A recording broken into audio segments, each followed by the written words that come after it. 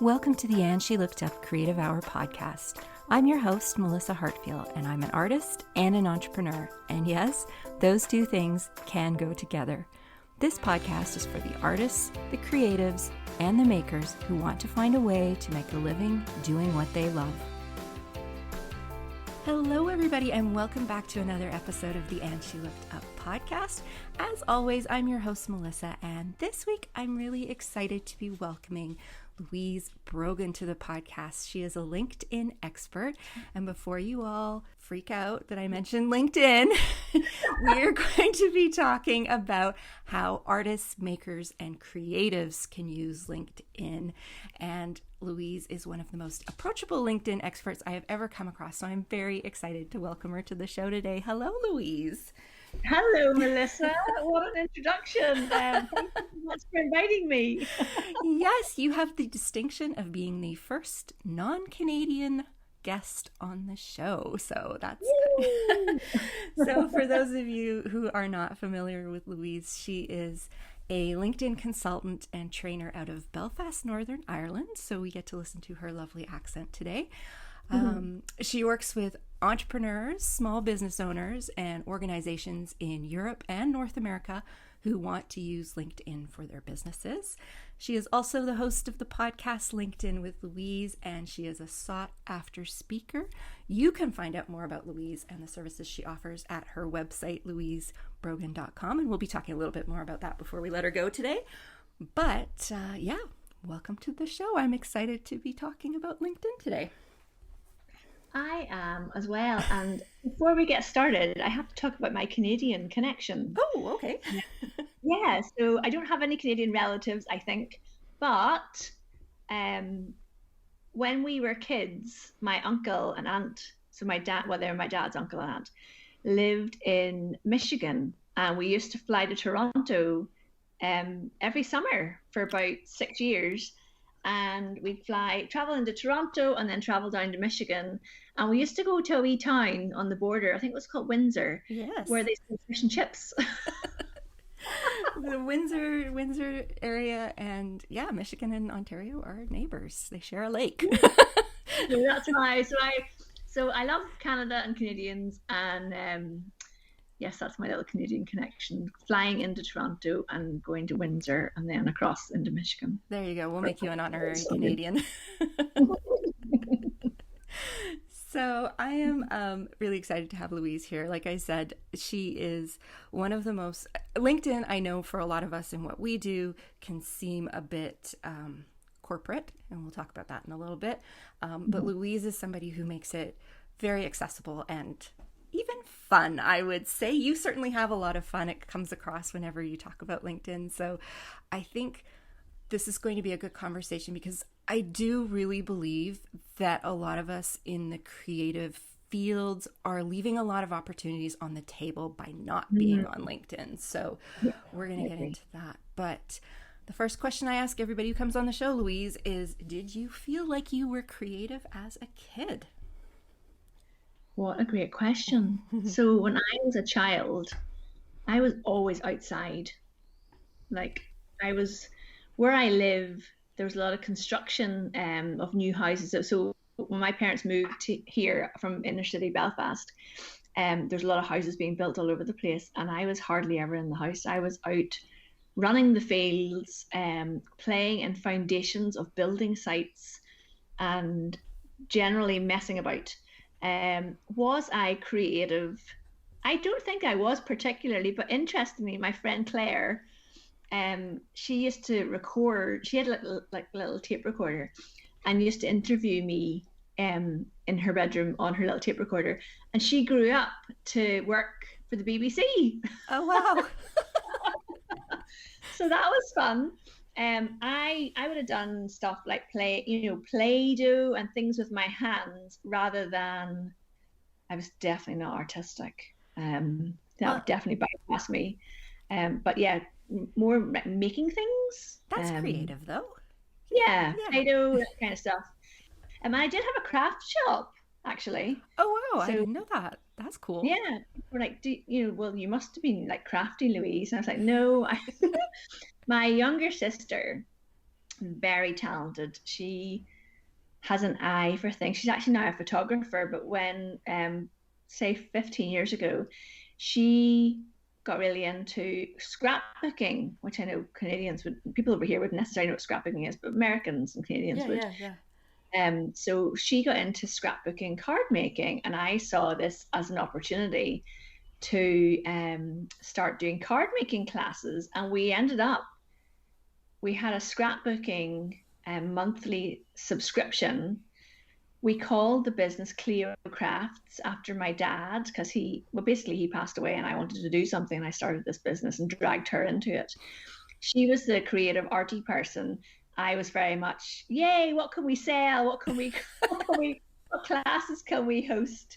And I opened a craft shop, and after 2 years of the craft shop, somebody pointed out to me, I was a business development person from the council, the people that come out and support small businesses locally. Sat me down and went through everything with me, and then said, Louise, I can see that you love running a business, but you're not making any money and you're not paying yourself, and you seem to really know what you do on social media. Maybe you should do that instead. I literally closed the shop within about a month and embarked on a career of helping people with social media for their businesses. And this is where I've ended up. Now focused down on LinkedIn specifically, but that was the turning point, was this person saying to me, just pointing out the fact that I wasn't actually paying myself anything in my business. Wow, that's quite the visit to get then. That really changed your life. It was really like, hello, someone threw a cold bucket of water over me. Yes, I was aware I wasn't really making any money, but it was like, one of those conversations, are you ready to be brave and hear some truth? Right, okay. Okay then. And she just pointed all of this out to me, but she kind of did the whole, but here's something really positive. And if she had never said that, would I be doing what I'm doing now? I'm not sure. Yeah, was that something that had ever occurred to you while you were running the craft shop, that you really enjoyed the social media side of it, or was it just something that you did because it's part of marketing your business? No, well, my background is actually so I did a degree in geography, and then I went traveling around the world, backpacking, when I was trying to figure out what I wanted to do with my life.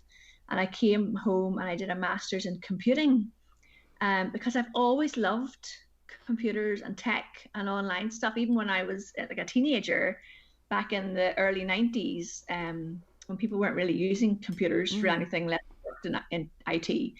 And I did a master's in computing. I was a software engineer for 2.5 years, and then I was a IT project manager in the health service for about 10 years. So when I started a business, I knew that Facebook was really important for the craft shop. And this was back in, oh my gosh. So I opened the shop in 2010 when people weren't really using social media and didn't really know much about it.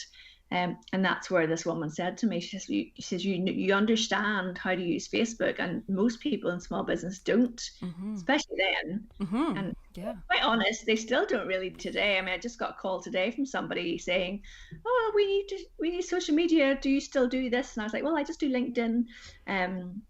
But small business owners want to focus on whatever their small business is. They don't want to focus on social media. But anyway, yes, that's where it all started. It kind of fits in with I like technology. I like figuring things out. I like doing things like putting my own WordPress website together and figuring out plugins. And, most people listening, if they're creative, are like, oh, that's just like the worst thing in the world, Louise. But that's why we're all different, right? I love figuring out techie things. Oh, that's funny. I didn't realize you and I had a similar I spent 10 years in IT as well, and then I worked as a web designer after I left my corporate job for a while. So I don't really love keeping up with tech. Like, I just find it's constant change. But I enjoy tinkering. Like I love tinkering in the background, like you said, with like plugins and little bits and stuff, and seeing if I can get this to do that and that kind of thing. But I don't like doing it for other people. I just like doing it for my stuff, because if I screw it up, no big deal, right? One of the things I found out about myself that I didn't know about myself was in the last 2 years that I love writing really in-depth articles about, like, they're all about LinkedIn. And I'm now a contributing writer for Social Media Examiner, and I write just about LinkedIn. And when you write for them, so Social Media Examiner is like this big global site, brand. Yep. Yeah, you have to write 2,000 words, and the articles have to be basically teaching people how to do things. So you can't just go in there and say it has to be like detailed explanations of how to use things or how to do things online. And with me, it's LinkedIn, and I find that I really, really enjoy putting these like really clear explanations of how to do things all together in blog posts. So it's been, I really enjoy doing those. They take me about 3 days to do, but I love them. Yeah, it's almost like technical writing in a way, which is a lot of what I did when I worked in IT, was technical writing. So what was it that made you decide that? Because I know you used to do I know you used to be much more broad in what you did, and you have since niched down into LinkedIn. What was it that made you decide that LinkedIn was the platform that you wanted to focus on? So it was a combination of factors. My coach we did a strategy session, and she basically suggested to me that this could be an angle to go down. And that's Natalie Ekdahl from Biz Chicks podcast. It was she suggested this, and I came away from that call with her thinking, not sure, is that like a good idea? Like, everybody thinks, oh, don't niche. When you're in this, you think, oh no, if I niche down, I'm going to lose all this other business. But when I started to kind of take myself out of my business and look at it, I thought, when I'm on Facebook and Instagram, and I was an accredited trainer working for Facebook and Instagram, kind of through this program they have called She Means Business. So they used to fly me to London and train me on how to use Facebook and Instagram, so I could come back to Northern Ireland and teach other women how to do it. So I was doing that, and I thought, when I spend time on Facebook and Instagram, it's kind of hard getting people converting to clients. But when I spend the same amount of time on LinkedIn, the business comes a lot faster. And I thought, why is that? And it's because people go to LinkedIn thinking about business. Whereas people go to Facebook thinking about friends and family and their craft groups and their church and their school and all those things. And when they go to Instagram, they're just kind of scrolling for a bit of escapism. But when they go to LinkedIn, they're going, I say, with they've already got business in mind. And the leads on there, first of all, people on LinkedIn statistically have more money. So whether you're B2B or B2C, it doesn't really matter. If you are creating something and you want someone to buy it, it's much easier if you put it in front of somebody who has more money. Yes. I'm nodding very vigorously. And people on LinkedIn have more money. You've got the people in your network might be working as a lawyer or a doctor, or at the minute there's a big thing about the menopause on TV here in the UK. There might be a menopause expert or a fertility expert or a nutrition expert, or they might be working in TV or film, but they tend to be people who have more expendable income. It's just an easier audience to actually find people who are interested in investing in whatever it is you're creating. Yes, I think you brought up some very important points there, and we're going to talk about those in a moment. Before we do that, before I forget, I do believe that the coaching call you had with Natalie is actually one of her podcast episodes, because I seem to remember listening to it. So I'll put a link to that in the show notes, because I do remember that episode. And Natalie has some great coaching calls on her podcast, which have given me many aha moments over the years. So I'll link to that in the show notes for anybody who wants to give it a listen. But And you listen to me sounding like a complete lost lamb going, oh, I didn't think about doing that. Well, niching down is always, like you said, it's scary because you don't, especially when you're in the early stages, you don't want to say no to somebody who's going to pay you, right? Yes. So, yeah, when you niche down, that often involves saying no, and which can be really intimidating, I think, when we're first getting established. But yeah. I think in the long run, it tends to pay off quite nicely. So, oh, definitely. Yeah. So, as I mentioned in the intro, I know for a lot of creatives, LinkedIn is kind of, in many cases, not even on their radar. If it is on their radar, it's kind of like, oh, that's kind of like for people with quote unquote real jobs. Yeah, people looking for work or something. Yeah. That's not for me. So maybe before we dive into how we can use it, maybe you could give us a little bit of info on what the platform really actually is, because it has been 11 years since I have worked a corporate job, and LinkedIn was around when I left, but it is so different now from what it was when I was using it as somebody with a corporate job.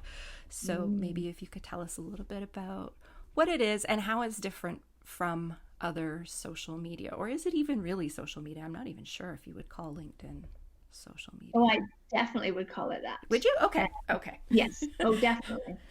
So it's basically, LinkedIn is a network of people that you choose to connect with, and you curate that network.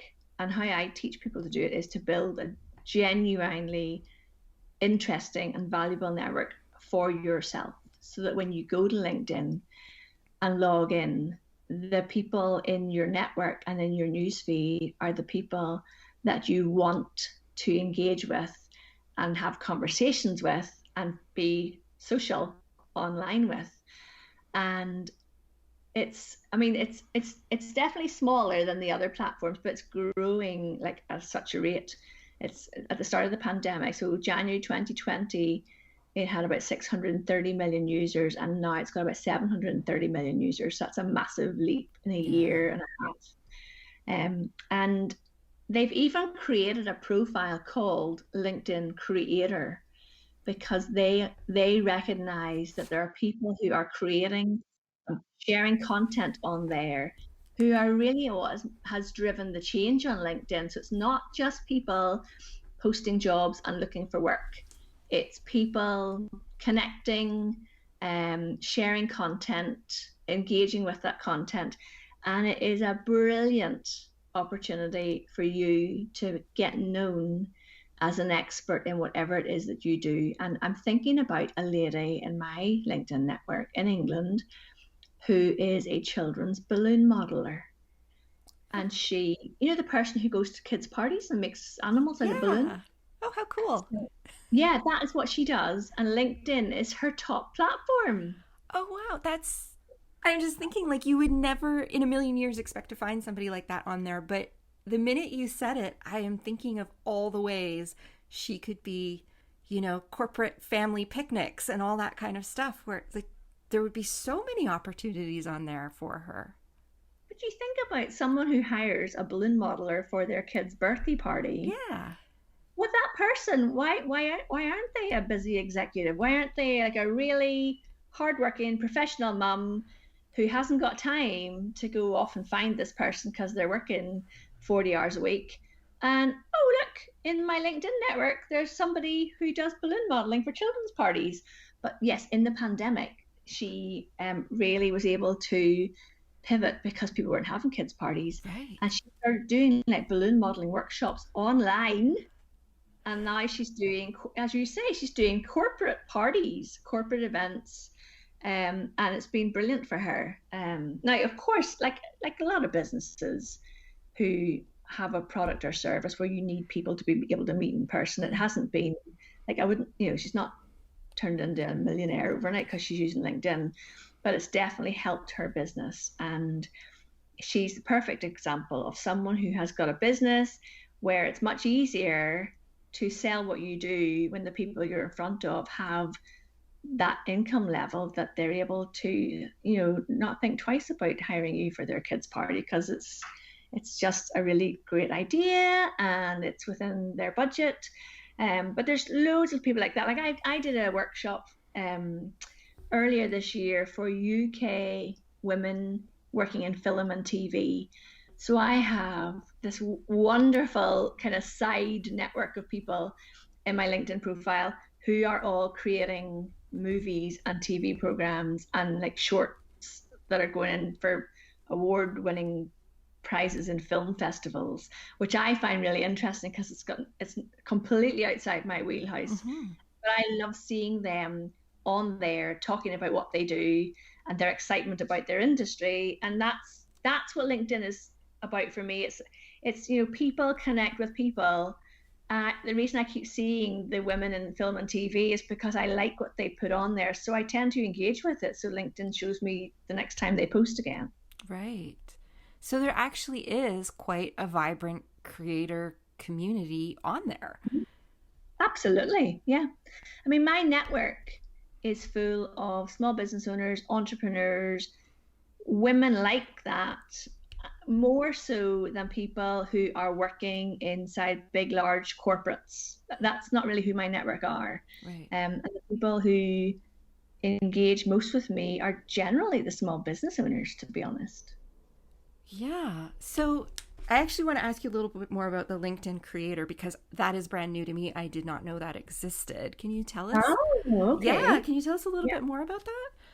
Yes, absolutely.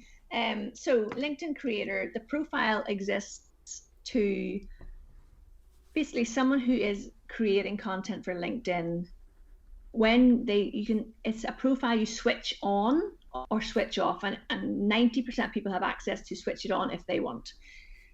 When you switch it on and someone looks at your profile, underneath your name and headline, it will say Louise talks about, and then it has 5 hashtags, up to 5 hashtags. So it's basically topics you want to create content about on LinkedIn. So for me, it's like hashtag LinkedIn tips, hashtag LinkedIn strategy, hashtag small businesses, hashtag podcasting, and I think the other one is hashtag LinkedIn Live, because I have access to LinkedIn Live. Other people could say Melissa talks about, and you can put whatever topic you want, Canadian entrepreneurs, creative industries, hashtag creators, whatever you want. So people know they can follow you, and that's what they should expect to hear from you. So then the next thing is it switches, instead of saying connect. So if anybody listening wants to connect with me on LinkedIn, and please do come and send me a connection request. When you go to my LinkedIn profile, you're going to say, well, Louise, I can't find the connect button. That's because I'm a creator. LinkedIn has switched it to follow instead of connect. But you can still connect with somebody who has follow when you're looking at the screen on your desktop. It'll say follow, and then to the right of that there'll be like 3 little dots. If you click on that, a drop down menu appears and it'll say connect, and you click on that instead. And the same on your mobile app. If you see the follow button, to the right of it, a button with 3 little dots, click on that, drop down menu appears, and you click on the connect button.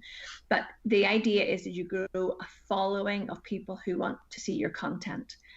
And then the other thing that happens is when you look at someone's LinkedIn profile at the moment and you scroll down, basically you've got your introductory card, which is your photograph, your name, your headline, and where the city, nearest city to you.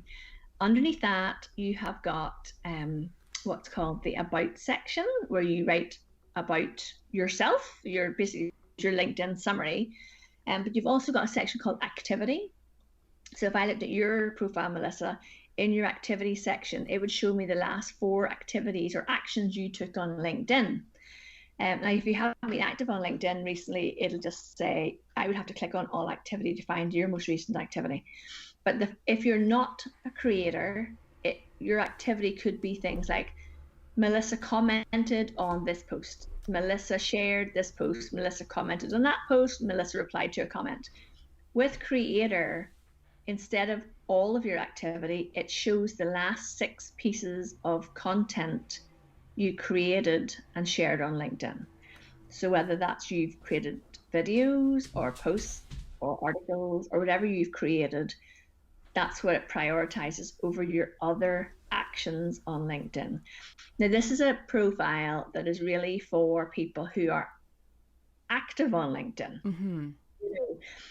So if you're listening to this and you are maybe you work in the creative industries, but you're in like a multinational and there's 3,000 people in your office block, or that sounds a bit large, or 300 people in your office block, and you do a 9-to-5 job, you're probably not a LinkedIn creator, so you probably won't turn this on. But if you are going to use LinkedIn to grow your thought leadership, to go on there and raise awareness of something you're passionate about, whether it is your industry or a cause that you're passionate about, then you turn creator on, you declare what you're going to talk about in your profile, and you get on with doing that and having conversations about it. And the people who want to follow people who are interested in that stuff will find you and they'll follow you, and hopefully they'll engage with your content. Oh, that's really interesting. I did not know that existed. And I can think of a lot of things that could come out of that. So you've got me really thinking about that. And so this is really focused on the content that you create for LinkedIn. So this would be like the things you post to LinkedIn that would appear in people's feeds. Is that right? Correct. Okay. Yes. I did a video about this on my YouTube channel, and it's extremely popular because everyone is now searching to see what is LinkedIn creator. Yeah. So I made a video about it. We will link to that video. I'll find it. I'm going to watch it because I want to know a little more. But we'll link to that in the show notes so everybody can have a look at it, because I can think of a lot of, I think, if you are, I can think anybody who provides creative services, I think this would be really huge for anyone who does podcasting, anyone who is looking to, especially as we hopefully start to do more live events, or who wants to be a speaker. This would be a great way to kind of show what you are really passionate and knowledgeable about. So that's very interesting. The other thing that comes with it, Melissa, is a really cool feature where when you look at, so if you go to my LinkedIn profile, type in Louise Brogan into the LinkedIn search and go to my LinkedIn profile, where my profile photograph is, a video plays, and it's me introducing myself to my network. I just saw that when you were talking about creator. I went to see if I was on your profile so I could see where the chunks of the profile you were talking about, and it started to play. That's really cool. Is that really new, or does everybody have access to that at this point? Everybody doesn't have access to it yet, but it plays with the sound off for 3 seconds. And if somebody then wants to watch that, it's a 30-second video. And again, this is perfect for podcasters or speakers, people like that, because you can change that whenever you want. So if you're speaking at a conference, if anyone's listening who's putting a conference on, I'd love to come and speak at a conference. But you could change that video, and I could literally record and say, hey everybody, my name is Louise Brogan. I'm a LinkedIn consultant and speaker, and I'm heading to Ontario to speak at this amazing conference put on by Melissa. If you want to check out the tickets, go and look in my bio below, and thanks for connecting with me. That's really cool. And can you record that right in LinkedIn? Like, you can record it on your mobile. You cannot record it on the desktop. Okay, very cool. So while we're talking about profiles, maybe we could talk a little bit about how to set them up, because I think most of the people who are listening to this probably have either a very old, outdated profile, or they're not on the platform at all. So maybe we could talk a little bit, because I know the headline is important. And maybe we could talk about some of the key things to make sure that you have filled in and are using to the most of or making the most of. Yes. So, I mean, how I work with clients, I talk about having the 4 key pillars of LinkedIn in place, and the foundation piece is the profile. Okay. So the 4 pieces are the profile, content, your network, and LinkedIn Messenger. But let's talk about the profile, because if you don't have a rock solid LinkedIn profile, all your other activity, you're kind of wasting opportunities. So your LinkedIn profile should have a nice, clean, clear headshot of you. And if you are like really artistic, I'm going to be brutal here and say, doesn't matter. We need to be able to see your face clearly in your photograph, and it should just be head and shoulders, because people connect with faces. Okay. So you can be artistic in your cover banner, wherever else you want, but your photograph should be you looking at the camera without hats or sunglasses or other people in your photograph. Okay. So then your headline should, if I read your headline, I should know straight away what it is that you do and who you work with. So your headline is the bit that appears right underneath your profile photo. Is that right? Okay. So there's multiple things you can put in here, but you really want it to be really key. So that if someone sees you comment on someone's post, they see your headline and they think, oh, I want to connect with that person. I'm going to click on their name and go and find out more about them, which is why your profile is so important, because basically people come to your profile and now you've got an opportunity to win them over to see whether they want to connect with you or follow you. So nice, clean, clear photograph, headline that clearly we can work out what it is that you do. And then your about summary is the space where I like to, when I work with clients, and I write LinkedIn profiles for people, because people are like, I don't know how to do this. This is just too much effort. We do that for people. But basically, the about section should tell me how you can help me. It shouldn't be, here's a potted history of everything I've ever done in my life and career, because I'm not really interested. Sorry. I'm interested in what you can do for me. Very true. So you want to write this in a way that the reader engages with it and thinks, oh, I think I'd like to know more about that, because that's something I need help with. So it could be, let's think, if you are a podcaster and your podcast is about health and wellness for women in their 40s and 50s. So your about summary should really be talking about, do you feel, are you wondering where all your energy's gone? Do you feel at the end of the day that you've just been helping everybody else and you're exhausted and you're fed up and you want to run away and live in Bali or something?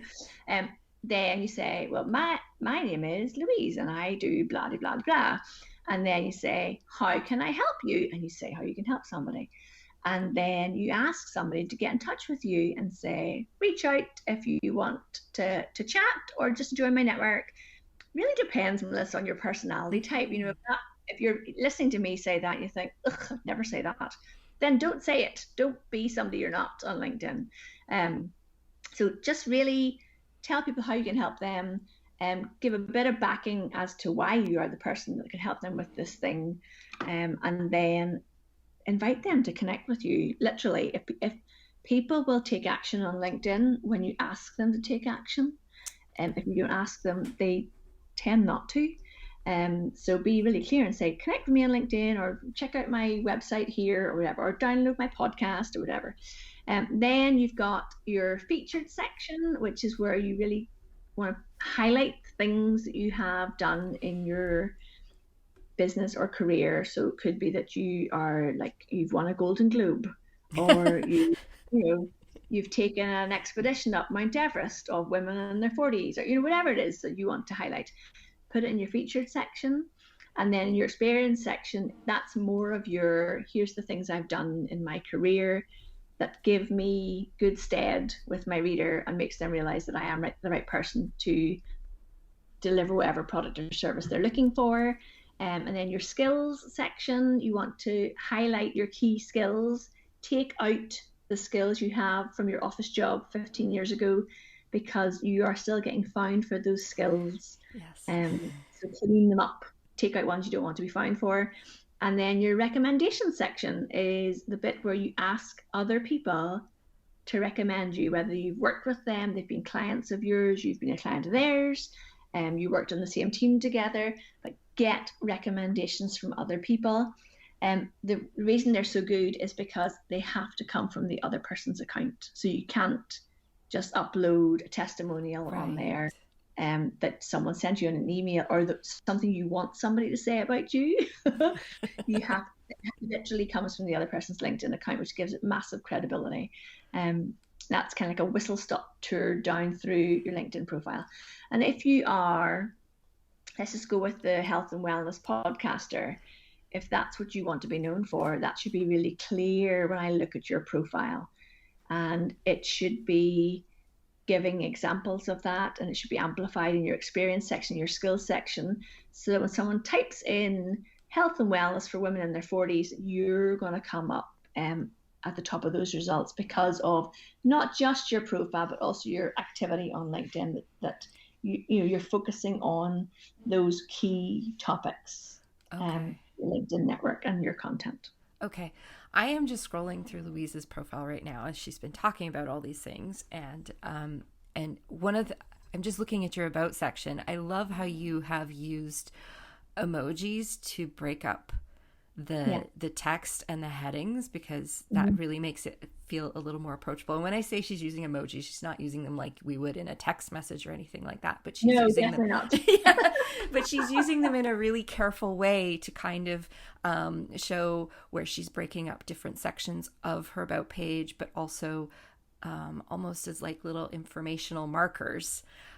Which is really makes it much more interesting to look at on a screen and really highlights things. So that's really, and your featured section, you've got things like the latest blog post that you've written for Social Media Examiner. You've got a YouTube video. So like it's like a really quick and easy way to see more of all the things you do all over, as opposed to just being on here. So this is going to sound silly, and I didn't mention this in our pre-show notes, but I am often a little nervous about clicking on people's profiles, because I know a lot of people look to see who's been looking at their profile on LinkedIn, and I don't always want people to know that. So that's always something that kind of stops me from maybe clicking through.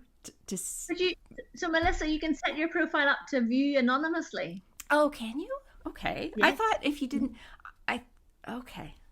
I have to look into that so I can be nosy. I have another YouTube video on how to do that. Okay. So basically, you can go to your privacy and settings and visibility and view anonymously. So you can view to your heart's content. Oh, nice. And it doesn't matter if people have premium or not. They cannot tell that it's you that's looked at their profile. Okay, cool. Because, sometimes I'm just being nosy. Like, Yeah. We're human beings. Exactly. No, but something like this where somebody's got like a really great profile and I want to take a look at it, and not just because I'm interested in them, but also I just want to see how they've set it up, because I think that's how a lot of us learn on platforms, is we look to see what other people are doing and are like, well, that's really cool. I have to say, what makes me laugh is the people who look at my profile and then literally copy it, but put in whatever their words are. Please don't do that. Don't do that, no. Because I occasionally come across you and I'm like, hello, that's a bit cheeky. Exactly. And you know what? It's not helpful to you, because you are not that person. And if somebody does try to connect with you, it's like lying on your resume. Essentially, you don't want to do that, so don't do that. But no, it's just a really like just going through your profile, I can see how you have it set up, and I'm like, oh, I would never have thought to use emojis. And seeing something like that is like, okay, that's really cool. That gives me some ideas of what I could do for my profile. But yes, use your own words, everybody. Yes, like the women in film and TV, you could use the camera emoji. Exactly. Yes, and artists, we can, there's a paint palette. There's an artist holding a paintbrush. Like, there's lots of things that we could use. There's crayons and pens and yes. So, from back when I was using it in my corporate days, where it was kind of like your picture and your resume. Now the resume is now called experience, and it's really been pushed quite a ways down in the profile, so it's not what they're focusing on, but it is there if somebody wants some proof of your expertise, I guess would be the best way. Yeah, so I suppose the other thing is, the people that I work with are in business and they are entrepreneurs. But if somebody's listening to this and they're thinking, you know, my daughter's about to graduate with her, you know, her degree in mechanical engineering, this is not how she does her profile. She does it the traditional way because she's looking for a job. So that's the disclaimer here. I don't teach people how to do LinkedIn who are going out there to try and get a job. It's a completely different style of profile. So that would just to be aware of that. So there's still the very traditional, this is how to write your profile if you are a job seeker. It's the way I set it up and the way I work with people is I help them write a profile that somebody sees and reaches out to them who is a potential client or collaborator. Right. So you're focusing more on connection than employment, really? Yeah. Okay. Yes. That's good to know. So I think most of us who are listening are probably going to be looking for connection. So we're all self-employed, so we're not looking for a job. I said, teach me how to use LinkedIn to win business. Yes. So money. Let's talk a little bit about that. So we've got our profiles up there. You've given me some ideas, and I hope the audience as well, of how we can show off the work we do. So whether you're a writer, a musician, a visual artist, you know, I think the featured section on the profile would be a really great place to show the latest work you do. I think on mine, I have like the latest ebook that I've done for somebody. So it can almost double as a portfolio section, I think, if I'm understanding it right. So what other kinds of things can we share on LinkedIn, the type of stuff that's going to appear in people's feeds? Because do people really care about the latest painting that we've made or the latest set of earrings that we've created? Is that the kind of content we should be sharing, or should we be looking for other things that we can put out there? That's where I think a lot of people get lost. It's like they're like, I don't know what to post. Okay, so let's consider the earrings. If you just put up the new earrings that you've made on LinkedIn and say these cost $99 or something, and they're made from, I don't know the price of earrings that people make as handcrafted artists. I really apologize to any of the earring makers out there. But you know, if I said, oh, these beautiful artisan silver earrings, $299, nobody is going to engage with that because nobody wants to be sold to. But if you said, I am making a pair of silver earrings for a client who loves horse riding, so do you think that they might like ones that are, everyone listening to me is going to go, she hasn't got a clue, she definitely wasn't good. Do you think they'd like ones that are shaped like horseshoes, or do you think this design looks nice? I'd love to hear from you. So then people are like, oh, well, I am so knowledgeable about earrings and horse riding. I'm going to tell you what I think. And suddenly people are interested. Right. So you're not selling. Like, I don't go on LinkedIn and say, I'm brilliant at helping people write their LinkedIn profiles. Do you want to hire me to do yours? I would never do that in a million years.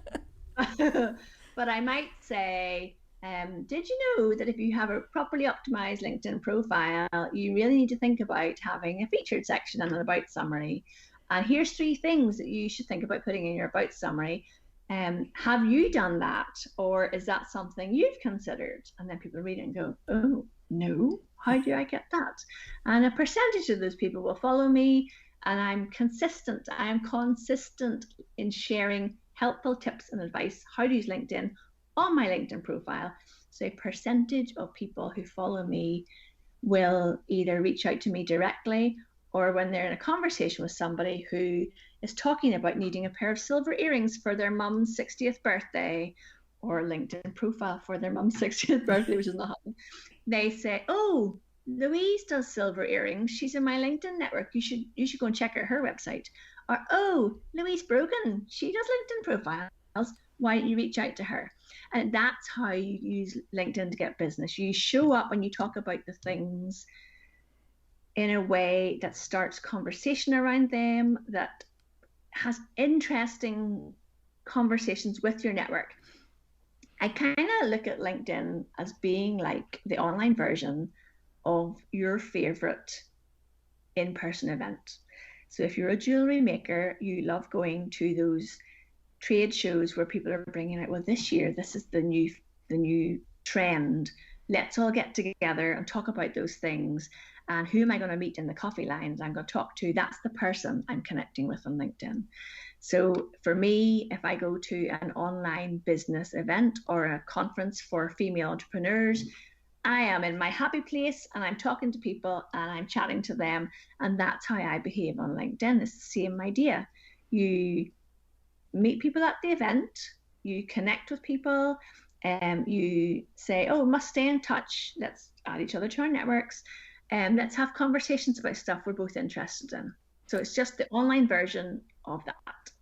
Right. So important point. It's not an online marketplace like Etsy. You are not No. putting your listings up trying to sell them. You are trying to engage with people who might become potential customers or clients in a way that is interesting to them. Yes. Okay. Okay. All right. Yes. This is something when I was really heavily involved in the food blogging world, I would see a lot of food bloggers on LinkedIn and they would just post a link to their newest recipe and that would be that. And it's like, okay, but what does this mean? I don't know what. That's great. I can find your recipe anywhere, but you know, what is this going to be? Is it a quick 30-minute meal that I can make the minute I get home from work and I don't have to think about it? Or, you know, so there was no context to this link. I am the person who loves to find new recipes, right? So if somebody in my network on LinkedIn was saying things like, okay, you know, wouldn't it be lovely to get home from work on Friday and literally have something ready in the slow cooker that you can just dish out for your family? You know, how much time do you really have in your day to sit and think about what you're cooking for dinner that night? Does anyone else feel this way? Yes. All the working mums are. Of course. Oh, it's nice, isn't it? I don't want to have to serve potato waffles and beans again. Exactly. I think if you're a meal planner or a meal prepper blogger, LinkedIn would be a great place to show up on Monday mornings or Sunday nights and say, hey, you know, have you thought about dinner for the week ahead? Because I have a really busy week this week and I don't want to think about it. I'm using this great meal plan for the week and it's just going to have everything ready for me when I get home kind of thing. Like, wouldn't this be awesome if we could do this every week or something like that? That just, but asking you at the end of that, I would say, do you plan your meals for the week ahead? Yes. Ask a question. Yeah. Like, so. Yeah. People who aren't using LinkedIn might think, oh, and then I'll put a link to my meal planner. No, don't do that. Okay. Say, do you plan for the week ahead? And then if people start answering, I don't really know how to do that. That's when you say, well, look, you know, I have a meal plan that I'm happy to share with you if you'd like. And people are like, yeah, please send it to me. Yes. It's like you leave little breadcrumbs for people for them to pick up rather than going, here, buy my thing. Yes. Here's my whatever. You know, you want to have conversations with people so that they end up asking you for the thing that you're actually trying to sell them. Yes. Awesome. Okay. So we figured out our profiles. We figured out the kind of content that we're going to post. How do we actually connect with people who get what it is that we do and who could potentially be really great collaborators or clients or even just peers? Like, you know, like, hey, I make jewelry. It would be so great to connect with some other jewelry makers. Like, yes. So, first of all, you do not listen to this episode and then try and connect with everybody in the world.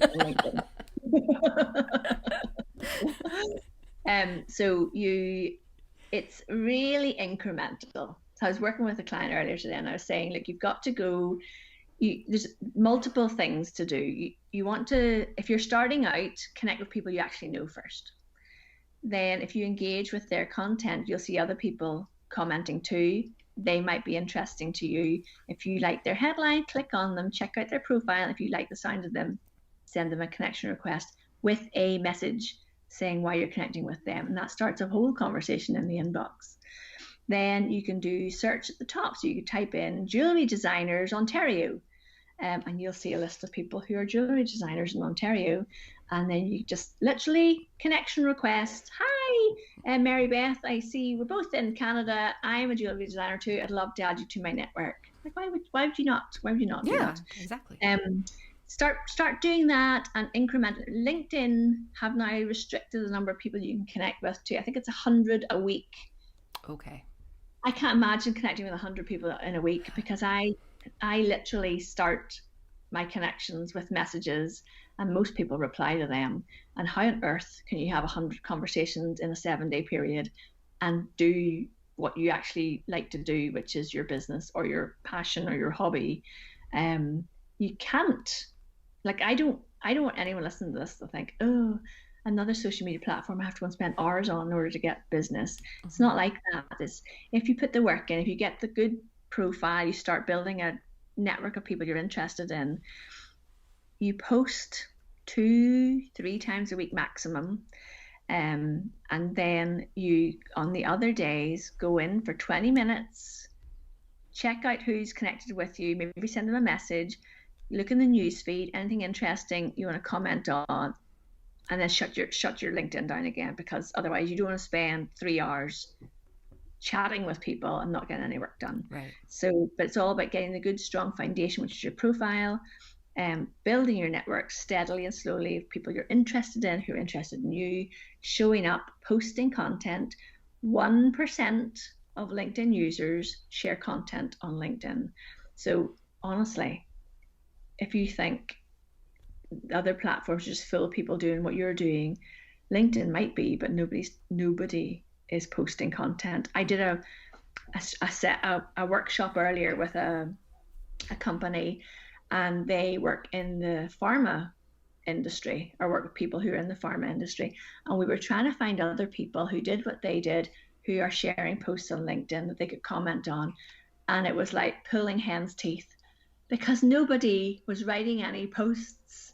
So it's such a wide open platform to become known for something still, because so few people are creating anything interesting for other people to comment on. Yeah, Amazing. so I guess if thought leadership is something that you really want to add in as a component to your business, LinkedIn has a lot of opportunity there that hasn't been tapped, Yeah. to get that. So maybe if you are the jewelry designer, and nobody else is talking about jewelry design, that would be a great place for you to become known amongst your peers as somebody Mm. who is really up on new techniques in metalwork, or on trends within the jewelry industry, or all those types of things. Those are all things you could talk about that probably nobody else is really Yeah. talking about, and it would be a great way for you to connect with other jewelry designers who might be Yeah. lurking but aren't Yeah. But necessarily. even creating really easy conversations about things, is a brilliant way to get business. You know, if you're a jewelry designer, what you don't want to do is write things for your peers that the audience who might buy from you don't understand. That's the Mm-hmm. other thing. Yeah. Got to mix it up, because, if the people who are going to buy your jewelry get overwhelmed because your conversations are too technical, they're not going to really engage with it. But if you talk about, how do you pick the perfect piece for someone's birthday, Yeah. or do how do you look after your jewelry if you're not wearing it? Just literally the basic questions that people ask you about jewelry. Why should you buy something that is designed by an individual as opposed to going to Tiffany's and buying it there? What's the difference, and what's put into it that makes it different? Think about, and this applies to everybody across the board, what are the questions you get asked over and over and over again about what it is that you do? That's what you talk about in LinkedIn, because that's what people want to know about. Yeah. So it could be as simple as something: do you know how to clean your engagement ring or your wedding band? That would probably go viral. Yeah, or how to clean your favorite pair of earrings, favorite pair of studs that you wear every day. Like Yeah. something really simple like that, that to you as a jewelry designer is a no-brainer. Like, of Mm-hmm. course you know how to clean an engagement ring or whatever, but does Do I everybody else? know? Yeah, exactly, right? Beyond taking it to the jeweler and having them clean it, how could you do it at home? So something super simple like that, could be a really great way for people to pay attention to you. Yeah, one of my clients, we were laughing because I work with people on like an ongoing basis where we have these monthly strategy sessions, and we talk about, you know, what's gone well and what should you do next month, and you know, how do you create an event on LinkedIn or whatever the person wants to do. And we were laughing because her most popular post, I think, in all of last year was, "I can't believe the cinemas aren't open. What movie do you want to see most?" And she's like, "Louise, this has had like hundreds and hundreds of comments." And we're laughing. It's nothing to do with what she did for business, but throwing that kind of little personality thing in really connects you with your network. And then the next time you post something about, you know, you've got a workshop coming up next week, more people will see it because more people have engaged with your most recent content. Yes, because how often do I see stuff in my feed from people I am not connected to at all, but somebody in my network has commented on? So something like that movie post where, let's say, 4 or 5 people in your network commented on it with their favorite movie, and you just happen to notice that the person who posted it is a health and wellness expert or is a dietitian, and you know what? You're looking for a dietitian's services. Yeah. Like, oh, I'm going to remember that person for... Exactly. Yes. So a lot of it is very, what's the word I'm looking for? It's not, it's kind of like this sort of information you file away. Exactly. For later. It's like, okay, you know what? I don't need somebody to make balloon animals this week, but my daughter's birthday is coming up in 2 or 3 months. And you will remember. I'm going to file that away, that person on LinkedIn. Yeah. So that is how I get a lot of business. I get people who reach out to me and say, "I heard you on a podcast a few months ago, and I'm finally ready to get my LinkedIn profile updated. Can you tell me more about how to work with you, Louise?" And that is literally how I get most of my business, through those LinkedIn messages that way. Awesome. Okay.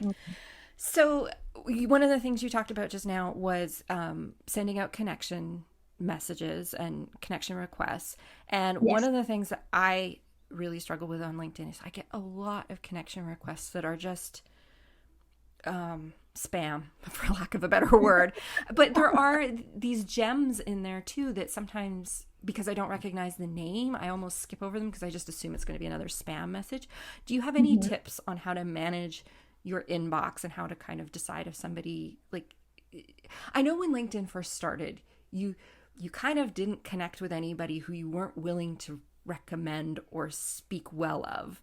But now it's very different. People who don't know each other are connecting, and you're expanding your network in that way. So what are some ways that we can kind of like grow our network effectively through all those requests that we get?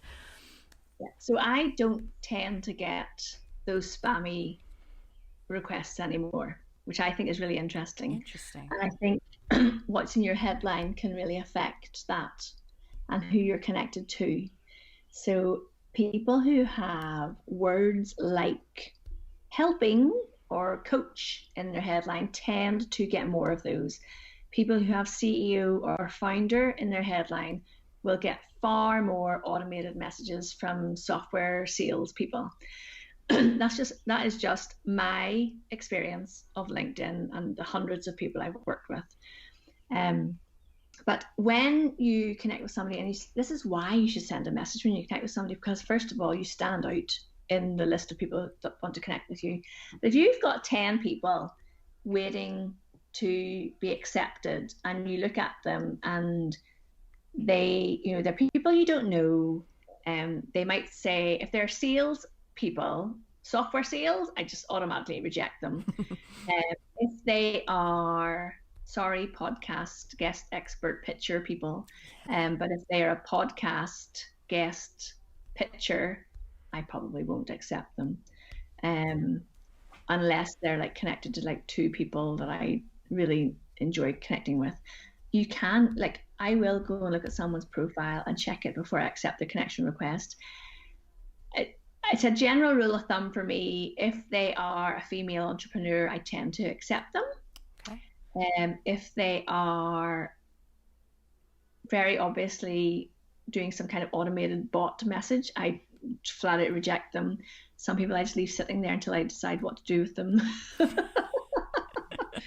If you build a network of people that you genuinely are interested in, you actually enjoy going to LinkedIn for your social media and tend not to spend as long on the other platforms because you've got this really interesting, intelligent network of people who are interested in the same kind of things that you are, who are starting conversations about things that interest you. So you actually like going to LinkedIn. And a lot of people who have LinkedIn accounts in the B2B world, in like the professional world, don't really have the other social media accounts. So those people, interestingly, use LinkedIn as their scrolling social media. Those are interesting people to get in front of because they might be very senior level executives who are looking for jewelry or balloon modelers or artists, and they're not on Facebook or Instagram. So those people are the people who could be your best clients. Yes. It's interesting you said that some of the profiles, certain words trigger things, because I was getting a ton of spam, and I was talking to a friend about it, and we kind of went through my profile and we figured out that for one of my businesses, I'm listed as the co-founder, and we think it's the founder tag that was getting me.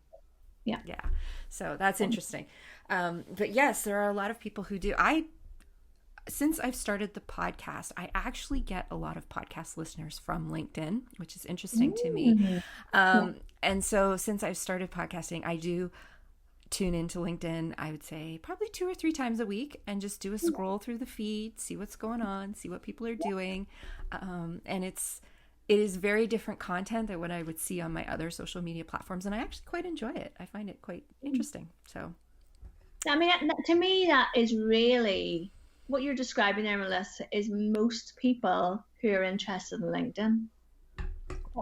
That's their behavior. People in corporate might look on there. Now, they looked on there a lot more during the pandemic because a lot of people were working from home and didn't have the meeting their mates at coffee break time downstairs in the canteen or whatever. Maybe that's not a thing you do in Canada. That sounds like a very British Irish sentence, but the people weren't doing that, so they were connecting more on their LinkedIn. And if you're trying to reach people in corporate, that coffee break morning time is a really good time to be posting. And then in the evenings as well, for those bigger decision makers who haven't got time to be on social media during the day but are scrolling after 7 or 8 at night because they're sitting down and they're just mindlessly scrolling through their phone. So it's, there's, if you have a product or service to sell, there is an audience on LinkedIn who will buy. You just need to go and find them. Yes, it's been really interesting for me. I do use it fairly frequently, far more than I did in the previous 10 years, and I've gotten some very interesting opportunities from it, as not just as a podcaster but as an artist, and that's been cool. Just things like commissions for certain things, like corporate commissions that I never would have got if I had just stuck to marketing on Instagram or Facebook. Exactly. Yes, and corporate commissions, my friends, if you're an artist or an illustrator or a designer or a photographer, corporate commissions can be very lucrative. So, like you said at the beginning, nice. People on LinkedIn tend to have more money to spend. Like they have corporate budgets and things. Yeah, and this is the thing, half of them, it's not even their money, so they don't really care. Exactly. Okay, so before we wrap up, I just want to ask you if you have any favorite lesser known tips or tricks with LinkedIn, or any other features that we might have missed beyond the profile and the feed that could be helpful for working creatives. A million. Okay, one tip I will give you, actually, which I think if you are creative, is in LinkedIn Messenger, you don't just have to send a text. You can send a video or a voice message. And once people see those videos or voice messages in their, now don't send a video to somebody you don't know, please. But if you send like a voice message and people play it in their messaging inbox, they're far more likely to play it and listen to you. But also, if someone says to you, so say you are an artist and you've been sharing, this is a genuine potential real life example. This absolutely has happened for other people. You're an artist and you make these beautiful pieces of art and you go onto LinkedIn and you talk about them and you say, I made this piece. It's gone off to its new home in this office here, there, everywhere. And people love that because people love on LinkedIn. People, it's very positive. People love a good news story, and they're commenting underneath. And then you say, I'm making my next piece next week, and I'm going to use the blue. What do you think of the blue? Do you like the blue or the red better? And then off it goes, and you tell a little story, and it's off it goes to its new home. Well, the people who are fitting out that brand new fancy schmancy corporate office block in the next town to you, they are watching you and lurking, and they're not commenting because they don't tend to. They tend to lurk and watch. And all of a sudden you get this little message in your inbox and they say, oh, I've been following your art for the last 18 months. It's so beautiful. And actually, we'd love to have a chat with you because we need to commission 5 pieces for our new corporate offices. And you're like, what? Exactly. So it can be a slow burn, but it absolutely pays off. And there's an artist that I spoke to in November, December 2019 in Northern Ireland. And I said, I literally had this conversation with her and I said, you need to get on LinkedIn because the people who will buy your art are on LinkedIn. I know you love Instagram, but the people who've got the money to buy your art are on LinkedIn. They're going to buy your art and they're going to put it in their dental offices, their accountancy firms, their law firms. And I interviewed her on my LinkedIn Live for Small Business Saturday in December 2020. And she said, Louise, my accountant and I met. And since I followed your advice a year ago, she says, my business has grown 10 times in revenue because I'm showing up on LinkedIn. And she was on our local news and she's been commissioned by a furniture designer to take her art and make furniture from it. Oh my goodness. Yes. From on LinkedIn. Amazing. That's exactly it. And for those of you who listen regularly and, you know, Heather Travis comes on once a month as my regular guest host, she is very active with her. She's Louise, she's an artist and a muralist, and she is very active on LinkedIn. And her background is in PR. She still does PR work, but yes, this is exactly the type of stuff that she uses it for. So for those of you who are watching or listening, for those of you who are listening, if you want to go check out Heather on LinkedIn, you can find us both on there. She does a lot with her art on LinkedIn. So and I think the reason she does that is because she has that PR background and she's used LinkedIn so much in her corporate career that she feels very comfortable with it, and she's figured out ways that she can use it or like make the most of it as an artist as well. So I love her. My friend, I mean, to 10 times revenue your business by 10 times in 1 year is amazing. Yes, 10. I mean, who would not like 10 times the revenue that you had last year? So yeah, I love hearing stories like that. Okay, well, Louise, thank you so much. We have talked about a lot of stuff here. I hope this has given everybody some things to think about, and I hope that everybody will head on over to LinkedIn to take a look at what other people are doing and start thinking of ways that they can use it for themselves. But before we go, Louise, I know you have an offer for the audience, if you want to tell us a little bit about that. Yeah, so for people who have listened and think, yeah, I'm going to give this LinkedIn a go, on my website there's loads and loads of content about how to write your profile and all that stuff. But I have a free download, which is what to do on a daily and weekly basis to really raise your profile on LinkedIn. So it's you go to louisebrogan.com/download and grab a copy of that. And that'll sign you up for my weekly emails where I share tips and advice on how to use LinkedIn, and my weekly YouTube videos are on there as well, and my podcast. Awesome. Thank you very much. So everybody head on over there. I will put all of this in the show notes, as well as where you can find Louise online. Louise, where can we find you online besides LinkedIn? Well, you can find me at louisebrogan.com or on YouTube at LinkedIn with Louise, and my podcast is also called LinkedIn with Louise. Awesome. So we'll put links to all of that. I am going to go get Louise's free download because that sounds like something that would be very helpful for me. So that's awesome. Okay. Well, thank you, Louise. It was so great to chat with you. We've had the opportunity to do it before, and it was really nice to get to do it again. Yes, thank you so much for inviting me. Yeah, no, this was great. And this is an episode I've wanted to do for a long time because I do think LinkedIn is just a wealth of opportunity that we're not tapping, or that the creative community is not tapping, and there's lots there. And thank you so much for helping us all figure out how we can do a better job of that. Thank you. I really enjoyed this, Melissa. Thanks for inviting me. Thank you. That's it for this week, everybody. I will be back next week with another new episode. So until then, I will see you all in a week. Thanks, everybody. Thank you so much for joining us for the And She Looked Up Creative Hour. If you're looking for links or resources mentioned in this episode, you can find detailed show notes on our website at andshелookedup.com. While you're there, be sure to sign up for our newsletter for more business tips, profiles of inspiring Canadian creative women, and so much more. If you enjoyed this episode, please be sure to subscribe to the show via your podcast app of choice so you never miss an episode. We always love to hear from you, so we'd love it if you'd leave us a review through iTunes or Apple Podcasts. Drop us a note via our website at andshелookedup.com or come say hi on Instagram at andshелookedup. Thanks for listening, and we'll see you next week.